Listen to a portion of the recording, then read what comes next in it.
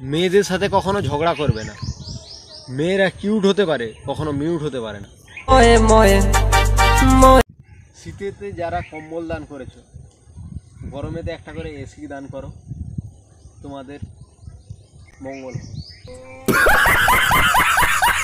যা গরম পড়েছে, পাখানা বলে বসে আমাকে একটু হাওয়া কর। যখন তোমাকে একা একা লাগবে তখন ভূতের মুভি দেখবে, যাই হোক মনে হবে কেউ আশেপাশে। যা গরম পড়েছে, এবারে দুয়ারে আইসক্রিম দেওয়ার ব্যবস্থা করা হোক। স্যার আজকে আমাকে প্রশ্ন করেছিল, এরপর কি বলতো? আমি বলেছিলাম অশিক্ষিত।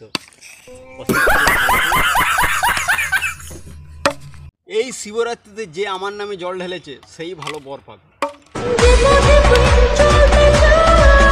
আজকে কিছু লোক আমার কাছে চাঁদা চাইতে এসেছিল।